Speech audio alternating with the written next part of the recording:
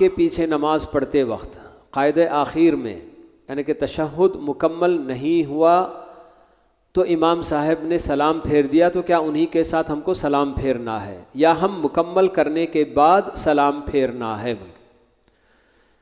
کبھی ایسا ہوتا ہے کہ آدمی امام صاحب ہو سکتا ہے کہ تیزی سے تشہد مکمل کر لیے ہوں اور تشہد کے بعد درود پڑھ کر درود کے بعد کوئی ایک چھوٹی سی دعا پڑھ کے فوراً انہوں نے سلام پھیر دیا ہو، اور جو مقتدی ہوتے ہیں وہ ذرا آہستہ روی سے تشہد پڑھتے ہوں اور ہو سکتا ہے کہ ان کی نیت لمبی دعا کرنے کی بھی ہو، تو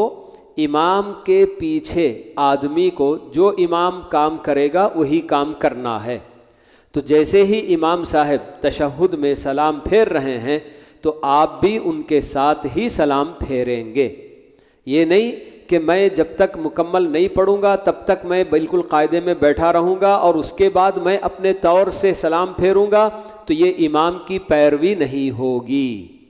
تو امام صاحب جس قدر یعنی کہ جب بھی سلام پھیریں گے، آپ کا اپنا تشہد مکمل ہوا ہو کہ نہ ہوا ہو، آپ کو بھی سلام ان کے ساتھ پھیرنا ہوگا۔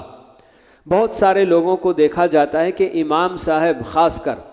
جب رکوع میں ہوتے ہیں تو دوڑ دوڑ کے آ کے شریک ہونے کی کوشش کرتے ہیں، لیکن جب امام صاحب رکوع سے اٹھ جاتے ہیں،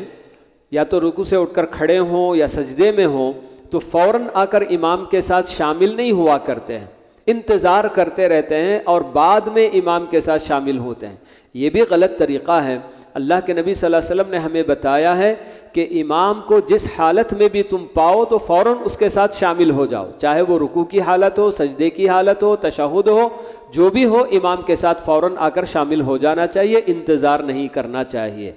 تو بالکل اسی طرح سے امام کی مکمل پیروی ہونا ہے، امام سے آگے بھی نہیں بڑھنا ہے۔ بعض لوگوں کو یہ بھی دیکھا جاتا ہے کہ اگر پہلی صف میں ہوتے ہیں، امام صاحب ابھی آواز نہیں دیتے، سجدے میں جانے کے لیے تکبیر نہیں کہتے ہیں، بلکہ وہ حرکت کر کے نیچے جا رہے ہوتے ہیں تو ان کے پیچھے پیچھے یہ بھی جاتے ہیں۔